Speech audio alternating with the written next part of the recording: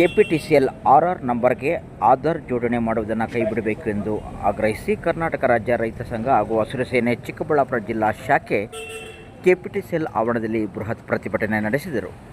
ಈ ಸಂದರ್ಭದಲ್ಲಿ ಮಾತನಾಡಿದ ಕರ್ನಾಟಕ ರಾಜ್ಯ ರೈತ ಸಂಘ ಹಾಗೂ ಹಸಿರು ಸೇನೆ ರಾಜ್ಯ ಪ್ರಧಾನ ಕಾರ್ಯದರ್ಶಿ ಭಕ್ತರಳ್ಳಿ ಬೈರೇಗೌಡ, ಚಿಕ್ಕಬಳ್ಳಾಪುರ ಜಿಲ್ಲೆಯು ಬರಪೀಡಿತ ಪ್ರದೇಶವಾಗಿದ್ದು ಯಾವುದೇ ನದಿ ನಾಲೆಗಳಿಲ್ಲದ ರೈತರು ಕೇವಲ ಮಳೆಯನ್ನು ಆಶ್ರಯಿಸಿ ಮತ್ತು ಸಾವಿರಾರು ಅಡಿ ಕೊಳವೆ ಬಾವಿಗಳನ್ನು ಕೊರೆಯಿಸಿ ಅದರಲ್ಲಿ ಸಿಕ್ಕುವ ಅಲ್ಪ ಸ್ವಲ್ಪ ನೀರಿನಿಂದ ರೇಷ್ಮೆ ಹಾಗೂ ಹಾಲು, ರಾಗಿ, ಜೋಳ, ಹೂವು, ಹಣ್ಣು, ತರಕಾರಿಗಳನ್ನು ಬೆಳೆದು ದೇಶಕ್ಕೆ ಮಾದರಿ ರೈತರಾಗಿದ್ದಾರೆ. ಇಲ್ಲಿ ರೈತರಿಗೆ ತುಂಬ ಅನಾನುಕೂಲ ಆಗುವ ರೀತಿಯಲ್ಲಿ ಕೆಪಿಟಿಸಿಎಲ್ ವರ್ತಿಸುತ್ತಿದೆ ಎಂದವರು ಆರೋಪಿಸಿದರು. ಆಹಾರದ ಭದ್ರತೆಗೆ ಆಹಾರವನ್ನು ಕೊಡ್ತಾ ಇದೆ.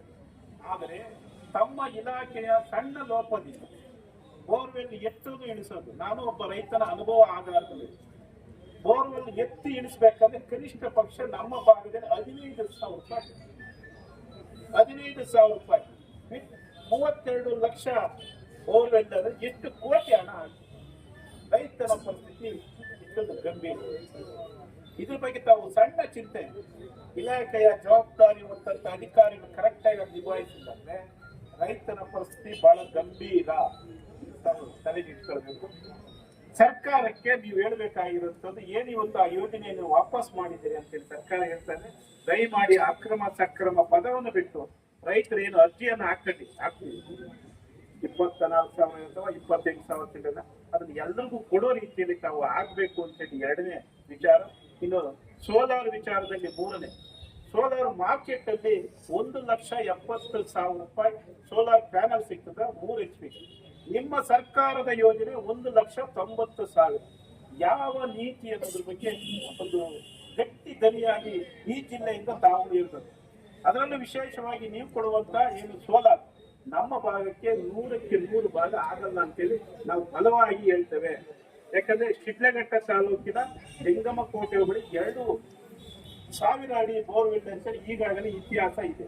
ನೀವು ಕೊಡುವಂತ 10 HP ಮೋಟರ್ ರನ್ ಆಗ್ತದ, ಇದು ಬಹಳ ಲೋಪ ಐತೆ. ಈ 3 ವಿಚಾರವನ್ನು ಸರ್ಕಾರಕ್ಕೆ ತಾವು ಗಟ್ಟಿಯಾಗಿ ಹೇಳುವಂತ ಕೆಲಸ ತಾವು ಮಾಡ್ರಿ. ಇನ್ನೊಂದು ವಿಶೇಷವಾಗಿ ಈ ಬಯಲುಸೀಮೆಯ ಭಾಗ ಇವತ್ತು ಸರ್ಕಾರ 10 HP ಅಂತೇಳಿ ಸರ್ಕಾರ ಡಿಕ್ಲೇರ್ ಮಾಡಿದೆ. ಇವತ್ತು ನಾವು 10 HP ಓಡಿಸ್ತಾ ಇಲ್ಲ, ಧೈರ್ಯವಾಗಿ ಹೇಳ್ತಾ ಇದ್ದೇವೆ. ಇವತ್ತು ನಾವು 15 HP, 20 HP, 30 HP ಓಡಿಸ್ತಾ ಇದ್ವಿ. ಇವತ್ತು 5 ರೈತರು ಬೋರ್ವೆಲ್ ಅನ್ನ ಓಡಿಸ್ತಾ ಇದ್ವಿ. ಟ್ರಾನ್ಸ್ಫರ್ ಸುಟ್ಟೋಯ್ತು. ಸುಟ್ಟೋದಾಗ ನೀವು ಟ್ರಾನ್ಸ್ಫರ್ನ ಹಾಕ್ಬೇಕಾದ್ರೆ ನಿಮ್ಮ ಕಾನೂನು ವ್ಯಾಪ್ತಿಯಲ್ಲಿ 50 HP ಅಲ್ಲಿ 50 HP ಇರಲ್ಲ. ನೀವು ಟ್ರಾನ್ಸ್ಫರ್ ಹಾಕಕ್ಕ ಇಂದು ಮುಂದೋಡು ಯಾವ ನ್ಯಾಯ ಇದು? ಸರ್ಕಾರಕ್ಕೆ ಈಗಾಗಲೇ ನಾವು ತಿಳಿ ಹೇಳಿದ್ರೆ ನೀವು ಗಟ್ಟಿಯಾಗಿ ಹೇಳಬೇಕು. ಯಾಕಂದ್ರೆ ರೈತರು ಇವತ್ತು ಈ ವಿಚಾರದಲ್ಲಿ ರೈತ ಅಂತ ಡಿಕ್ಲೇರ್ ಆಗಿ ಅದ್ಬಿಟ್ಟು ನೀವು ಬರೀ 10 HP ಡಿಕ್ಲೇರ್ ಮಾಡೋದು ಬೇಡ ಅನ್ನೋ ವಿಚಾರ ತಾವು ಗಟ್ಟಿಯಾಗಿ ಹೇಳ್ಬೇಕು. ಇನ್ನು ಸಣ್ಣ ಸಣ್ಣ ವಿಚಾರಗಳನ್ನ ಬಹಿರಂಗವಾಗಿ